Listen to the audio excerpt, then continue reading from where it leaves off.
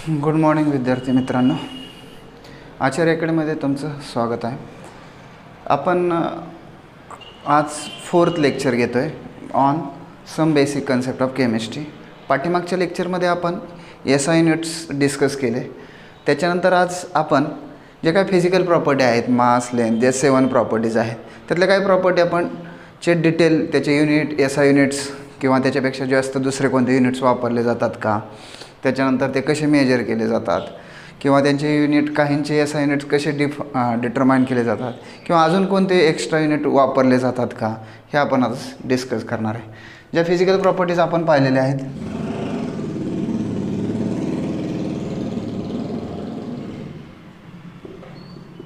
पहिले घेऊ आपण मास अँड वेट. 9th किंवा 10thमध्ये तुम्ही मास किंवा वेटबद्दल डिस्कस केलेले आहे, त्याच्यामधला डिफरन्स काय आहे. आता तेच आपण परत एकदा पाहणार आहे आणि त्याचबरोबर त्याचे युनिट्स पण पाहणार आहोत. ठीक आहे. मास म्हणजे काय, कोणी सांगू शकतं का विद्यार्थी मित्र? मास म्हणजे काय असतं? एखाद्या सबस्टन्सचं एक्झॅक्ट किती मॅटर त्याच्यामध्ये प्रेझेंट आहे त्याला आपण मास म्हणतो. आणि वेट कशाला म्हणतो? त्याच्यावरती ग्रॅव्हिटीचा फोर्स किती एक्झर्ट झाला आहे त्याला काय म्हणतो आपण? वेट. मास आणि वेट तुम्हाला माहिती आहे दोन्ही पण कसं आहे, डिफरंट आहे. मास डिफाईन करायचं म्हटलं तर आपण कसं डिफाईन करतो? Mass is the amount of matter. Mass is the amount of matter present in it और एनी बॉडी और ऑब्जेक्ट. एखाद्या ऑब्जेक्टमध्ये किती मॅटर प्रेझेंट आहे त्याला आपण काय म्हणतो? मास म्हणतो. तुम्हाला माहीत असेल मास हे पाहिलेलेच आहे. त्याच्यानंतर आपण असं पण सांगतो की मास जे आहे ते चेंज होत नाही. मास प्लेस टू प्लेस काय होत नाही, सेम राहतं, म्हणजे कॉन्स्टंट राहतं. मास कसं असतं? नेहमी कॉन्स्टंट असतं. कारण ते कशावर डिपेंड असतं? मॅटरवरती. आता फॉर एक्झाम्पल आपली बॉडी कन्सिडर केली तर आपली बॉडीसुद्धा एक मॅटर आहे, आपण डिस्कस केलं होतं. मग आता आपल्या बॉडीमध्ये सेल्स, ऑर्गन्स, टिश्यूज, मसल्स हे एक प्रकारचे काय आहेत, किंवा वॉटर असेल, ब्लड असेल, हे एक आपल्या बॉडीतलं एक मॅटर आहे. ते बॉडीतलं मॅटर कॉन्स्टंट आहे आणि त्याच्यामुळे आपले जे माससुद्धा कसं राहतं? कॉन्स्टंट राहतं. Does not change place to place. हे आपण डिस्कस केलेलं आहे किंवा तुम्हाला ऑलरेडी हे माहीत पण आहे की मास कसं राहतं? सगळ्या ठिकाणी कॉन्स्टंट राहतं. तर वेट कसं डिफाईन करता तुम्ही? Weight is force. Weight is nothing but force. तुम्हाला माहिती आहे वेट काय आहे? फोर्स आहे. आणि exert, force exerted by gravity. Gravity काय? जी फोर्स एक्झर्ट करते ऑन इट, त्या ऑब्जेक्टवरती जे काय ग्रॅव्हिटीने फोर्स जो एक्झर्ट केलेला असतो. तुम्हाला माहिती आहे ग्रॅव्हिटेशनल फोर्स जेवढा एक्झर्ट झालेला असतो त्या मॅटरवरती त्याला काय म्हटलं जातं? वेट. आणि तुम्हाला माहिती आहे ग्रॅव्हिटी जी काही आपल्या अर्थची जी ग्रॅव्हिटी आहे ती प्लेस टू प्लेस चेंज होत असते. काही ठिकाणी जास्त असते, काही ठिकाणी कमी असते. त्यामुळे वेटसुद्धा आपलं कमी जास्त भरू शकतं. आपल्या काही ठिकाणी वेट कमी भरेल, काही ठिकाणी जास्त भरेल. अदरवाईज आपण तसंच प्लॅनेटवरती जर विचार केला तर मार्स घेतला, फॉर एक्झाम्पल मंगळ घेतला आपण, तर तिथं ग्रॅव्हिटी कमी असते, तिथं आपलं माससुद्धा कमी भरतं, कमी भरतं. जिथं ग्रॅव्हिटी जास्त असणार तिथं माससुद्धा जास्त भरणार, जिथं ग्रॅव्हिटी कमी असणार तिथं मास कमी होणार. म्हणजे आपलं वेट कमी होत जाणार आहे. वेट कशावर डिपेंड असणार आहे? ग्रॅव्हिटी फोर्सवरती, ग्रॅव्हिटेशनल फोर्सवरती. ग्रॅव्हिटेशनल फोर्स बदलला आणि तुम्हाला माहिती आहे ग्रॅव्हिटेशनल फोर्स जो आहे तो अर्थवरती किंवा प्लॅनेटवरती, वेगळ्या प्लॅनेटवरती वेगळा ग्रॅव्हिटेशनल फोर्स असतो. त्यामुळे वेटसुद्धा वेगळ्या ठिकाणी कसं असतं? वेगळं असतं. हे तुम्हाला माहिती आहे. म्हणजे हे वेट काय होत असतं? Change place to place. Place to place weight काय होत राहतं? चेंज होत असतं. तर मास कसं राहतं? कॉन्स्टंट राहतं. हा फरक आहे. समजला? दोन्हीमधला फरक समजला? मास म्हणजे काय आणि वेट म्हणजे काय. हे फिजिक्समध्ये पण तुम्हाला यूज करता येईल आणि फिजिक्समध्ये वापरतातच. हे दोन्ही टर्म आपल्याला महत्त्वाचे आहेत आणि दोन्ही टर्ममधला फरक महत्त्वाचा असतो. त्यामुळे हा लक्षात ठेवणं गरजेचं आहे. समजलं? मास म्हणजे मॅटरने किती सबस्टन्स मॅटर म्हणजे एखाद्या ऑब्जेक्टमध्ये किंवा एखाद्या बॉडीमध्ये मॅटर किती प्रेझेंट आहे त्याच्यावरती मास डिपेंड असतं. त्यामुळे आपण फॉर एक्झाम्पल मूनवरती गेलो, मार्सवरती गेलो तर आपलं मास सेम राहणार, कारण आपल्या बॉडीमधलं जे मास मॅटर आहे तो बदलणार नाही, त्यामुळे मास सेम राहतं. पण वेट जे असतं ते कशावरती डिपेंड असतं, ग्रॅव्हिटीवरती डिपेंड असतं. आणि प्रत्येक प्लॅनेटची ग्रॅव्हिटी वेगळी असल्यामुळे वेट चेंज होत असतं प्लेस टू प्लेस. त्याच्यानंतर ह्या दोघांचे एस आय युनिट हा एकच आहे. एस आय युनिट काय आहे ह्याचं, मास कशामध्ये मोजतो आपण, किलोग्रॅम. मास कशामध्ये मोजतो आपण, किलोग्रॅम. परंतु जर तुम्ही लॅबोरेटरीमध्ये जर डिस्कस केलं किंवा लॅबोरेटरीमध्ये जर विचार केला तर लॅबोरेटरीच्या लेवलला आपण जर डिस्कस करत असेल तर तुमच्या एक लक्षात येईल की लॅबोरेटरीमध्ये किलोग्रॅममध्ये मास घ्यायची गरज आहे का, घेऊ शकत नाही. घेतलं तरी पण फॉर एक्झाम्पल तुम्हाला म्हटलं की सॉल्ट किंवा NaCl 1 किलो घ्या, तुम्ही रिॲक्शन करत असताना 1 किलो एवढे तर लार्ज क्वांटिटीमध्ये लॅबोरेटरीमध्ये विचार करणार नाही, आपण तिथं ग्रॅममध्ये विचार करतो किंवा मिलीग्रॅममध्ये. म्हणजे आपण छोटे युनिट घेत असतो. छोटे युनिट तुम्हाला माहिती असेल म्हणजे ग्रॅममध्ये. आपण सहसा जनरली ग्रॅम हे युनिट लॅबोरेटरीमध्ये यूज करतो. आपण लॅबमध्ये युनिट कोणतं वापरतो, ग्रॅम.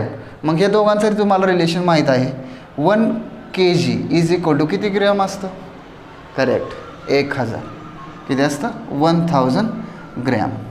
गुड.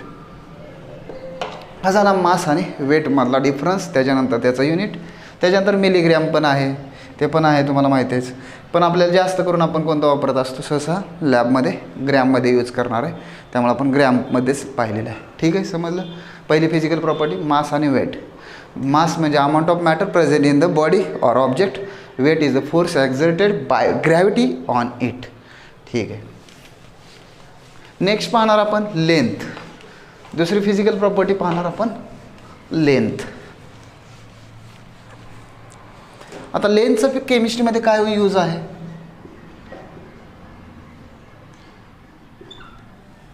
लेंथ म्हणजेच distance, actually distance occurred by the object. ऑब्जेक्टने काय डिस्टन्स ऑक्युपाय केलेलं आहे त्यालाच काय म्हणतो आपण, लेंथ, ॲक्च्युअल डिस्टन्स.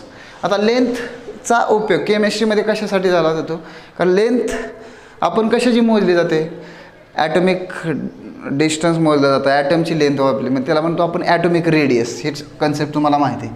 मग ॲटॉमिक रेडियस मोजताना आपल्याला लेंथची गरज पडते. ॲटमची रेडियस मोजत असताना त्याच्यानंतर वेवलेंथ असेल, वेवलेंथ फिजिक्समध्ये पण आहे, वेवलेंथ असेल. त्याच्यानंतर आता ॲटॉमिक डिस्टन्स असेल, न्यूक्लिअर डिस्टन्स असेल, ॲटॉमिक आयनिक रेडियस असेल, आयनिक रेडियस. त्याच्यानंतर बॉन्ड लेंथ. हा तुम्हाला परत येईल कन्सेप्ट, बॉन्ड लेंथ म्हणजे काय. मग ह्या टर्मची लेंथ मोजण्यासाठी आपण लेंथ हा युनिटचा यूज करत असतो. परंतु हे जे ॲटॉमिक रेडियस असेल, वेवलेंथ असेल, आयोनिक रेडियस असेल, बॉन्ड लेंथ असेल, ही आता ॲटमची मोजणार आहे, त्यामुळे खूप स्मॉल असणार आहे. कारण तुम्हाला माहिती आहे atoms is very small or tiny particle. कशापासून बनलेले असतात, टायनी पार्टिकल. खूप छोटे असतात ते ॲटम्स, म्हणजे आपल्याला ते दिसत नाहीत, त्यामुळे त्यांची रेडियससुद्धा कशी असणार आहे, खूप लहान असणार आहे. मग ती रेडियस जी लहान असणार आहे ती मेजर करण्यासाठी आपलं SI युनिट यूज करता येईल का. SI युनिट काय आहे लेंथचं, लेंथचं SI युनिट काय आहे पाहिलं आहे ना आपण, मीटर. काय आहे, मीटर. मग हे मीटर युनिट इथं यूज करता येईल का आपल्याला, नाही आहे. कारण का, तर हे जे युनिट आहे ते इथं फेल ठरेल, कारण मीटर हे युनिट खूप मोठं आहे. त्यामुळे आपल्याला छोटे युनिट वापरावं लागतात. एक वापरता येतं नॅनोमीटर. 1 नॅनोमीटर म्हणजे किती, how many metres, correct 10⁻⁻9 metre. 1 nanometre म्हणजे किती असतं, 10⁻⁻9 नॅनोमीटर. आपण पाठीमागच्या लेक्चरमध्ये प्रिफिक्समध्ये पाहिलेलं आहे. त्याच्यानंतर 1 पिकोमीटर, बोला सांगा. 1 पिकोमीटर म्हणजे किती, 10⁻12 मीटर. ठीक आहे. म्हणजे आपण जे काय वेवलेंथ असेल, ॲटॉमिक रेडियस असेल, बॉन्ड लेंथ असेल, तर कशामध्ये मेजर करतो आपण, हे स्मॉल युनिट आहेत. Nanometre, picometre. नॅनोमीटर म्हणजे 10⁻⁹, त्याच्यानंतर पिकोमीटर म्हणजे -12. ठीक आहे, समजलं. लेंथचा यूज आपल्याला केमिस्ट्रीमध्ये ह्या टर्म मेजर करण्यासाठी यूज केला जातो. ठीक आहे. थर्ड आहे, थर्ड प्रॉपर्टी घेऊ आपण व्हॅल्यूम. थर्ड प्रॉपर्टी घेऊ आपण volume.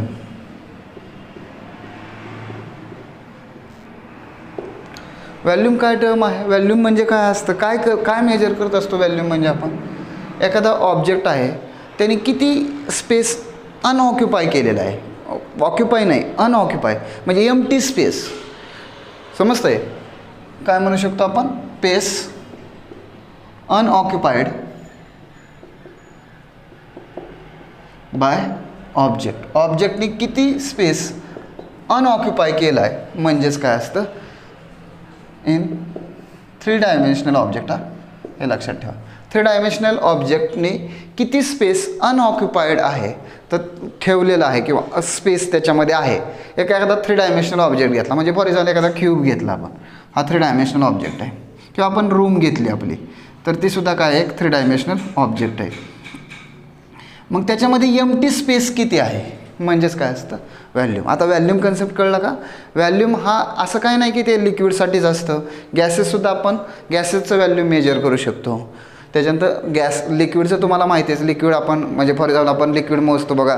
For example 1 litre oil, 1 litre milk आपण घेत असतो, जे तुम्हाला माहिती आहे. म्हणजे व्हॅल्यूम मेजर आपण कशासाठी कंटिन्यू म्हणजे जनरली करत असतो? लिक्विडसाठी. पण व्हॅल्यूम गॅसेसचं पण मेजर करतात, सॉलिडचं पण मेजर करता येऊ शकतं. आता ही रूम आहे किंवा हा क्यूब आहे. ह्या क्यूबमध्ये किती पार्टिकल किंवा किती व्हॅकंट स्पेस आहे त्याला काय म्हणायचं असतं? व्हॅल्यूम. व्हॅल्यूम समजलं की रिकामी जागा. एखाद्या 3 डायमेन्शनल ऑब्जेक्टमध्ये रिकामी जागा जी असतात, आपली रूम जी आहे किंवा आपला जो हॉल आहे किंवा एखादा आपले हॉल जरी कन्सिडर केला किंवा एखादी रूम कन्सिडर केली, त्या रूममधले जो एम्प्टी स्पेस आहे म्हणजेच काय असतं? व्हॅल्यूम असतं. मग एम्प्टी स्पेसमध्ये आपण किती स्टुडंट बसवू शकतो किंवा किती वस्तू ठेवू शकतो हे त्याचं काय असतं? व्हॅल्यूम असतं. समजलं? व्हॅल्यूम म्हणजे काय? Space unoccupied by 3 dimensional object. आता लक्ष द्या. आता व्हॅल्यूम मेजर करत असताना फॉर एक्झाम्पल आपण काय महत्त्वाचे असते याचे? हे फॉर एक्झाम्पल 1 मीटर लेंथ आहे. त्याच्यानंतर त्याची विड्थ आहे 1 मीटर. विड्थ किती आहे? 1 मीटर. आणि त्याची हाईटसुद्धा किती आहे? 1 मीटर. हाईटसुद्धा किती आहे? 1 मीटर. तर आपल्याला मॅथ्समध्ये एक फॉर्म्युला दिलेला आहे. Volume is equal to length into width into height. आता 1 मीटर लेंथ आहे, 1 मीटर विड्थ आहे, 1 मीटर हाईट आहे. तर 1 मीटर हाईट, 1 मीटर लेंथ आणि 1 मीटर विड्थ आहे. तर ह्याचा काय होईल? क्यूब होईल आणि आपल्याला काय मिळेल? 1 मीटर क्यूब. आपल्याला माहिती आहे व्हॅल्यूम कशामध्ये मेजर केलं जातं? मीटर क्यूबमध्ये. पण सहसा जे व्हॅल्यूम ऑफ गॅसेस असतात, generally volume of gases and liquids are measure in, तुम्हाला माहिती आहे जनरल युनिट कोणतं वापरलं जातं? कोण सांगू शकतं? कोणतं युनिट वापरलं जातं व्हॅल्यूम मेजर करताना? सहसा मी आता सांगितलं तुम्हाला कशी, लिटर. व्हॅल्यूम आपण जनरली कशामध्ये मेजर केलं जातं? गॅस किंवा लिक्विड असतील तर त्यांचं व्हॅल्यूम जनरली कशामध्ये मेजर केलं जातं? लिटरमध्ये. आणि तर आपण SI युनिट काय आहे त्याचं? मीटर क्यूब आहे. SI युनिट काय आहे त्याचं? मीटर क्यूब आहे. मग ह्यांच्यामध्ये रिलेशन आपल्याला माहीत असणं गरजेचं आहे. कारण मॅथमॅटिकल्स टर्म आल्या किंवा आपण ज्यावेळेस कॅल्क्युलेशन करणार आहे, व्हॅल्यूम कॅल्क्युलेट करत असताना आपल्याला ह्यांचं कन्व्हर्जन माहीत पाहिजे. 1 लिटर म्हणजे किती मीटर क्यूब किंवा सेंटीमीटर क्यूब. एक गोष्ट लक्षात ठेवा, 1 लिटर म्हणजेच 1 डेसिमीटर क्यूब एवढंच असतं. त्याच्यानंतर 1 लिटर म्हणजेच 1000 ml असतं. हे तुम्हाला माहिती आहे. 1 लिटर म्हणजेच काय असतं? 1000 ml. आणि 1000 ml म्हणजेच 1000 सेंटीमीटर क्यूब असतं. कारण का? तर एक रिलेशन एक लक्षात ठेवा, 1 millilitre is equal to 1 centimetre cube. हे एक रिलेशन तुम्हाला लक्षात ठेवायचं. 1 मिलीलिटर म्हणजेच काय असतं? 1 सेंटीमीटर क्यूब. म्हणून हे लक्षात ठेवतो, 1000 ml असेल त्यावेळेसच 1000 काय असेल? Centimetre cube. एक समजलं आता रिलेशन. 1 लिटर म्हणजेच 1 डेसिमीटर क्यूब. त्याच्यानंतर 1 मिलीलिटर 1000 मिलीलिटर आणि 1000 सेंटीमीटर क्यूब. हे लक्षात ठेवायचे आहेत. त्याच्यानंतर तुम्हाला सॉल्व करता आलं पाहिजे की 1 डेसिमीटर क्यूब म्हणजे किंवा असं तुम्ही सॉल्व करू शकता, 1 मिलीलिटर म्हणजे किती लिटर, हाऊ मेनी लिटर, हे सॉल्व करा तुम्ही, होमवर्क आहे तुम्हाला. 1 मिलीलिटर म्हणजेच हाऊ मेनी लिटर. त्याच्यानंतर 1 सेंटीमीटर क्यूब म्हणजेच हाऊ मेनी लिटर, हे तुम्ही सॉल्व करू शकता. किंवा 1 millilitre is equal to how many decimetre cube, हे सॉल्व करू शकता. हे तुम्ही ट्राय करून बघा, ह्याचे कन्वर्जन तुम्हाला येतात का. त्याच्यानंतर लॅबमध्ये जर विचार केला तर लक्षात ठेवा की लॅबमध्ये एक ग्रॅज्युएटेड किंवा ग्लासवेअर असतात. त्या ग्लासवेअरने आपण काय करत असतो, व्हॅल्यूम मेजर करत असतो. मग एक्झॅक्टली डायरेक्ट तुम्हाला 1 लिटर किंवा 1 मिलीलिटर हे डायरेक्ट कॅल्क्युलेट करता येतं किंवा मेजर करता येतं. त्यासाठी काही ग्लासवेअर असतात, ग्रॅज्युएटेड असतात. ते असतं एक मेजरिंग सिलेंडर. तुम्ही पाहिला असेल, काहींनी पाहिला असेल, काहींनी नसेल. सिलेंडर मेजर करण्यासाठी वापरला जातो मेजरिंग सिलेंडर, त्याने आपल्याला व्हॅल्यूम मेजर करता येतं. त्याच्यानंतर आहेत पिपेट असते, पिपेट यूज केली जाते. त्याच्यानंतर ब्युरेट असते. हे काही ग्लासवेअर आहेत. काय येतं, ग्लासवेअर, ज्याने आपल्याला काय करता येतं, व्हॅल्यूम मेजर करता येतं. त्याच्यानंतर अजून एक असतं व्हॅल्यूमेट्रिक फ्लास्क पण यूज करू शकतो आपण, ज्याचं व्हॅल्यूम लिक्विड्स व्हॅल्यूम आपल्याला नोन आहे, त्याच्यासाठी आपण एक वापरतो व्हॅल्यूमेट्रिक फ्लास्क. हे झाले काही ग्लासवेअर ज्याने आपल्याला व्हॅल्यूम मेजर करता येतं. सिलेंडर, मेजरिंग सिलेंडर पण म्हणतात, पिपेट्स, ब्युरेट्स, व्हॅल्यूमेट्रिक फ्लास्क, हे काय येतं, ग्लासवेअर आहेत, ज्याने आपल्याला काय करता येतं, व्हॅल्यूम मेजर करता येतं. समजलं व्हॅल्यूम कन्सेप्ट कळलं का. व्हॅल्यूम म्हणजेच काय आहे, एखादा थ्री डायमेन्शनल ऑब्जेक्ट ज्याच्यामध्ये स्पेस अनऑक्युपाईड, एम्प्टी स्पेस, म्हणजे जो रिकामा स्पेस आहे. एखादे 3 डायमेन्शनल कोणते घ्या, सिलेंडर घ्या, ब्युरेट घ्या, फ्लास्क घ्या, किंवा तुम्ही आपलं एखादे बॉटल घ्या, काही घ्या तुम्ही, ग्लास घ्या, त्याच्यामध्ये जो फॅकंट स्पेस आहे पूर्ण, त्याचं काय असतं, व्हॅल्यूम असतं. आणि व्हॅल्यूम मेजर करण्यासाठी SI युनिट काय वापरतो आपण, मीटर क्यूब. आणि जनरली सहसा आपण काय वापरतो, गॅस आणि लिक्विड मेजर करण्यासाठी लिटर वापरतो. आणि लिटरसाठी आपल्याला कन्वर्जन माहीत पाहिजे. 1 लिटर म्हणजेच 1 डेसिमीटर क्यूब, 1 डेसिमीटर क्यूब किंवा 1000 ml आणि 1000 सेंटीमीटर क्यूब. 1 मिलीलिटर म्हणजेच 1 सेंटीमीटर क्यूब. त्याच्यानंतर आपण हे जे काय व्हॅल्यूम आहे लिक्विडचं किंवा गॅसेसचं मेजर करण्यासाठी लॅबमध्ये कोणते ग्लासवेअर वापरले जातात, सिलेंडर, पिपेट, ब्युरेट आणि व्हॅल्यूमेट्रिक फ्लास्क, हे काय केले जातात, ग्लासवेअर यूज केले जातात. हे झालं व्हॅल्यूम. नेक्स्ट आहे डेन्सिटी. नेक्स्ट कोणती टर्म पाहिजे आपल्याला, डेन्सिटी. नेक्स्ट टर्म आहे डेन्सिटी, 4th.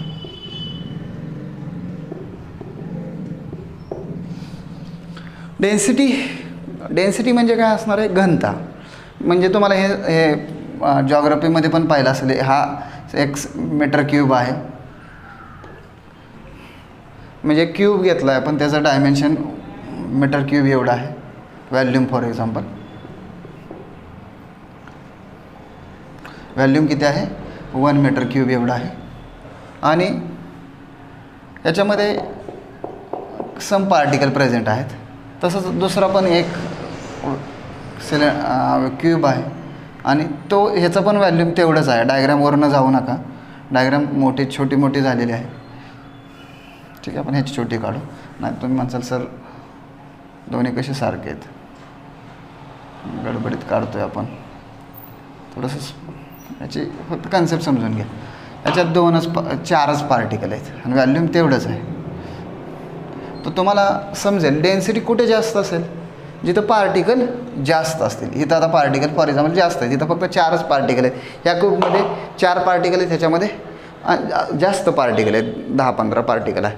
तर ह्याच्यामध्ये बघितलं तर डेन्सिटी कुठे जास्त असेल तर इथं डेन्सिटी जास्त असेल. म्हणजे तुम्हाला माहिती आहे घनता कशावरनं काढली जाते, 2 गोष्टीवरनं काढली जाते. ह्या क्यूबचं व्हॅल्यूम एक बघितलं जाणार आणि ह्या पार्टिकलचं मास बघितलं जाणार. ह्यांचा रेशो म्हणजेच काय असतं, डेन्सिटी. हे तुम्ही पाहिलं. आणि ते कसं रिप्रेझेंट केलं जातं, रोनी. लक्षात ठेवा कशाने रिप्रेझेंट करतो आपण डेन्सिटी, रो, RH. आणि density is equal to ratio of mass divide by volume. Density म्हणजेच काय असतं, मास अपॉन व्हॅल्यूम असतं. आणि मास बाय फी, असं आपण फॉर्म्युला काय झाला मग डेन्सिटीचा, rho is equal to M upon V. आता आपल्याला ह्याचं SI युनिट माहिती आहे, कॅल्क्युलेट करता येतं. मग SI unit of mass calculate करावं लागेल आणि SI युनिट ऑफ व्हॅल्यूम आपल्याला माहीत पाहिजे. हे दोन्ही घेतलं तर आपल्याला SI युनिट कशाचं मिळेल, डेन्सिटीचं. मग डेन्सिटीचं मासचं SI युनिट काय आहे, kg. व्हॅल्यूमचं SI युनिट काय आहे, मीटर क्यूब. आताच पाहिलं. आणि डेन्सिटी त्यामुळे युनिट काय असेल, kg पर मीटर क्यूब. तुम्ही असं लिहू शकता किंवा kg पर मीटर क्यूब असं पण लिहितात. आता तुम्हाला माहिती आहे पॉवर जर डिवाईडच्या वरती गेली तर काय होईल, मायनस. म्हणजे तुम्ही असं पण लिहितात काही लोक, kg पर मीटर क्यूब मायनस ह्याचा अर्थ आहे डिवाईड. -3 म्हणजेच हा मीटर क्यूब काय आहे, kgला डिवाईड आहे. हे ते लक्षात ह्या पद्धतीने तुम्ही लिहू शकता युनिट. समजलं. हे झालं डेन्सिटी. म्हणजे आपल्याला केमिस्ट्रीमध्ये डेन्सिटी मेजर करावं लागते क्यूबमध्ये, किंवा सॉलिड स्टेट आपण कन्सेप्ट पाहणार आहे तिथं आपल्याला डेन्सिटी मेजर करायची. त्यावेळेस आपल्याला हा फॉर्म्युला गरजेचा आहे आणि त्याचं युनिट माहीत असणं गरजेचं. लास्ट आपण एक फिजिकल प्रॉपर्टी पाहणार आहे, टेम्परेचर. लास्ट प्रॉपर्टी आहे टेम्परेचर.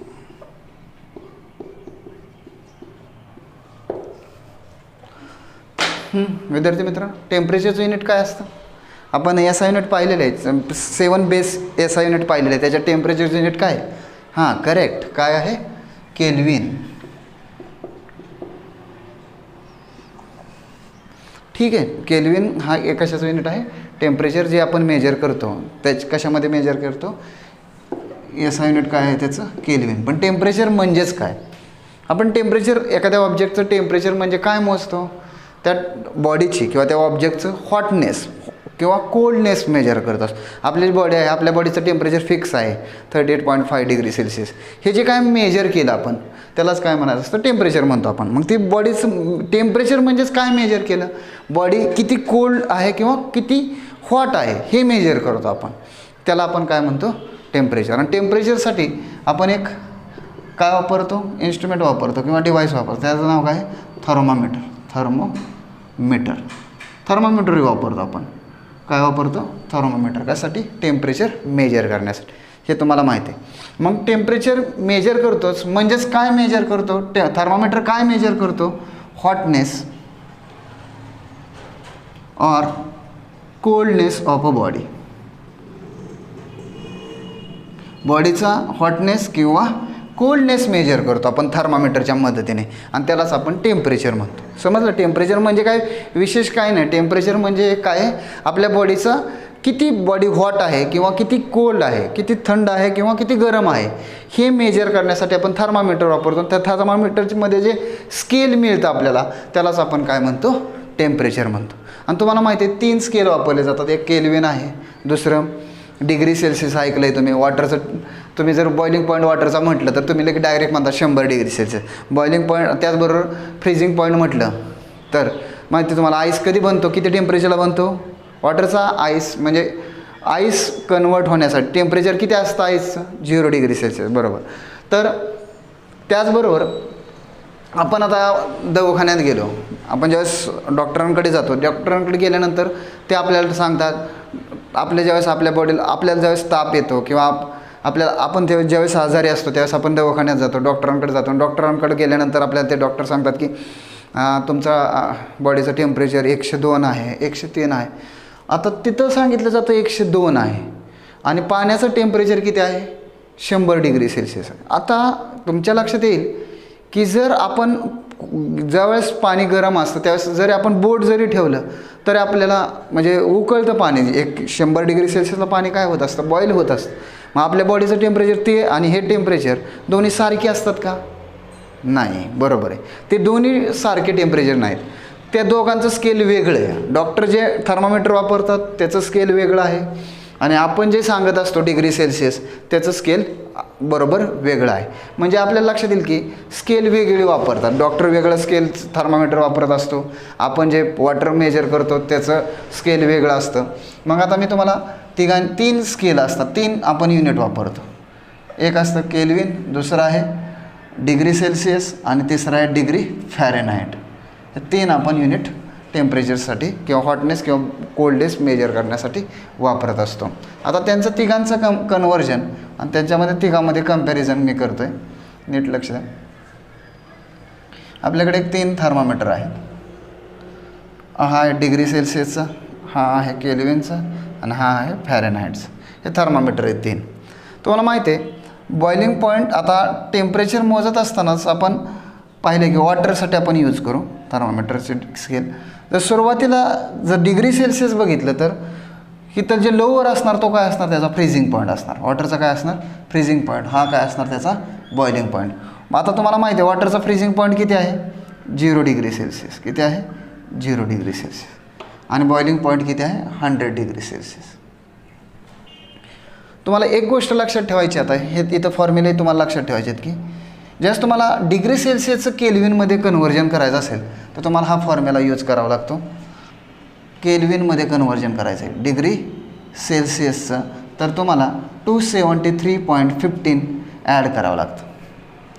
म्हणजे आता तुम्हाला 0 डिग्री सेल्सिअसचं कन्व्हर्जन केल्विनमध्ये करायचं असेल तर तुम्हाला ही टर्म ॲड करावं लागते. त्यावेळेस आपलं जे डिग्री सेल्सिअसचं कन्व्हर्जन केल्विनमध्ये होईल. म्हणजे किती येईल बघा, 0 डिग्री सेल्सिअस प्लस 273.15 म्हणजेच किती राहील, तेवढंच राहील.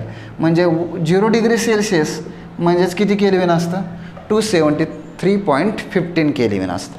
आता फॅरेनहाइटमध्ये तुम्हाला करायचं असेल डिग्री फॅरेनहाइटमध्ये तर एक दुसरा फॉर्म्युला लक्षात ठेवायचा आहे. Degree Fahrenheit is equal to 9/5 into degree Celsius plus 32. हा फॉर्म्युला तुम्हाला यूज करावा लागतो. काहींना माहिती आहे CBSEमध्ये 9th किंवा 10thमध्ये हा झालेला आहे, लोअर क्लासेसमध्ये हे फॉर्म्युले असतील, पण आता आपल्याला पुन्हा एकदा पाहिजेत. ठीक आहे. मग आता तुम्ही इथं 0 डिग्री सेल्सिअस व्हॅल्यू पुट केल्यानंतर किती येईल, हे 0 होईल. म्हणजेच किती राहील, फक्त 32. म्हणजे तुमच्या लक्षात येईल 0 डिग्री सेल्सिअस म्हणजेच किती केल्विन असतं, 273.15 असतं. तर 0 डिग्री सेल्सिअस म्हणजे किती फॅरेनहाइट असतं, 32 फॅरेनहाइट असतं. म्हणजे डायरेक्ट बघा 32 येतं. त्याच्यानंतर आपण 100 डिग्री सेल्सिअस आहे म्हणजे किती केल्विन असेल, तर डायरेक्टच ही टर्म ह्याच्यात ॲड करायची असते. ही टर्म ह्याच्यात ॲड केली 273.15 म्हणजे ही टर्म ह्याच्यात लक्षात येते बघा, डायरेक्ट रिलेशन आहे. हे डिग्री सेल्सिअस जेवढं आहे ते ॲड करतो आपण, म्हणजे किती येईल इथं 373.15 डिग्री सेल्सिअस.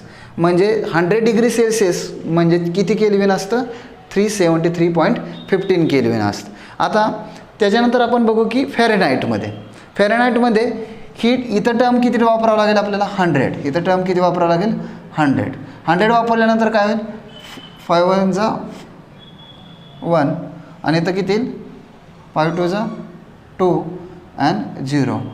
20 इंटू 9 180 प्लस 32 किती येईल, 180 प्लस 32 किती होतं आहे बघा, 2 आणि इथं 11 म्हणजेच किती येतं आहे, 212 फॅरेनहाइट. म्हणजे तुमच्या लक्षात आलं असेल 1 डिग्री सेल्सिअस म्हणजे किती फॅरेनहाइट असतं, 100 डिग्री सेल्सिअस फॅरेनहाइट म्हणजे डिग्री सेल्सिअस म्हणजे किती फॅरेनहाइट असतं, 212 एवढं काय असतं, फॅरेनहाइट असतं. अशा पद्धतीने आपण कन्व्हर्जन करतो डिग्री सेल्सिअसचं केल्विनचं फॅरेनहाइट. तुम्हाला होमवर्क आहे, जर इथं 40 डिग्री सेल्सिअस असेल तर किती केल्विन असेल, हाऊ मच केल्विन आणि हाऊ मच फॅरेनहाइट, हे तुम्ही सॉल्व करायचं. तुम्हाला होमवर्क आहे. How many degree Fahrenheit, 40 degree Celsius असेल तर किती असेल. त्याच्यानंतर एक दुसरं आहे 17 डिग्री सेल्सिअस असेल तर हाऊ मेनी केल्विन आणि हाऊ मेनी फॅरेनहाइट. त्याच्यानंतर तुम्हाला जर 56 फॅरेनहाइट दिला असेल तर किती केल्विन असेल आणि किती डिग्री सेल्सिअस असेल. असं तुम्ही कोणतं पण कन्व्हर्जन करू शकता. त्याच्यानंतर केल्विन दिला असेल, तुम्ही इंटरचेंज करू शकता ह्या 2 फॉर्म्युलेच्या बेसवरती. तुम्ही केल्विनचं सेल्सिअसमध्ये सेल्सिअसचं केल्विन, सेल्सिअसचं फॅरेनहाइट, फॅरेनहाइटचं सेल्सिअस, केल्विन कसे पण तुम्ही काय करू शकता, टेम्परेचर कन्वर्ट करू शकता. अशा पद्धतीने आपण टेम्परेचर हा कन्सेप्ट व्हायला. टेम्परेचर म्हणजेच काय म्हटलं मी, measure the hotness or coldness of the body. बॉडीचा हॉटनेस किंवा कोल्डनेस मेजर करणं बाय थर्मामीटर त्याला आपण काय म्हणतो टेम्परेचर. आणि टेम्परेचर मेजर करण्यासाठी 3 युनिट असतात. SI युनिट कोणतं असतं केल्विन, त्याच्यानंतर दुसरं डिग्री सेल्सिअस आणि तिसरं फॅरेनहाइट. केल्विनचं कन्व्हर्जन डिग्री सेल्सिअसमध्ये करायचं असलं फॉर्म्युला काय K = डिग्री सेल्सिअस प्लस 273.15. त्याच्यानंतर फॅरेनहाइटचं डिग्री सेल्सिअस फॅरेनहाइटमध्ये करायचं असेल तर काय फॉर्म्युला आहे 9/5 × डिग्री सेल्सिअस प्लस 32.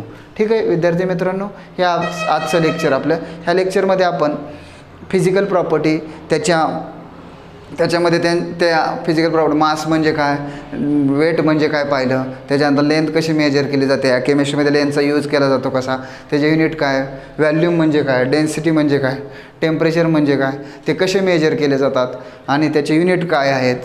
ठीक आहे, ते डिटेल आपण ह्या लेक्चरमध्ये पाहिलं. आता पुढच्या लेक्चरमध्ये ह्याच्या पुढचे काय कन्सेप्ट आहेत ते आपण पाहणार आहोत. आता ह्या लेक्चरमध्ये जे काय डाऊट असतील ते मला तुम्ही कमेंट बॉक्समध्ये पाठवा. त्याच्यानंतर असेच मी कंटिन्यू लेक्चर घेत आहे, ते घेत राहील आणि NCERT तुमचं पूर्णपणे क्लिअर करेल. तुमचे कोणतेही कन्सेप्ट राहणार नाहीत ह्याची परत एकदा मी गॅरंटी देतो आहे. ठीक आहे, तोपर्यंत अभ्यास करतला. लेक्चर कंटिन्यू तुम्हाला नोटिफिकेशन येत राहतील आणि जर लेक्चर जर आवडली तर तुम्ही तुमच्या मित्रांना पण परत कंटिन्यू शेअर करा. ठीक आहे, तोपर्यंत काळजी घ्या. कोविड-19मुळे घरात बसावं लागत असेल आणि तुम्हाला त्याच्यासाठीच मी हे तुम्ही घरात बसून स्टडी कसा करता येईल त्याच्यासाठीच आमचा एक छोटासा प्रयत्न आहे. आणि ठीक आहे, काळजी घ्या. Bye, take care.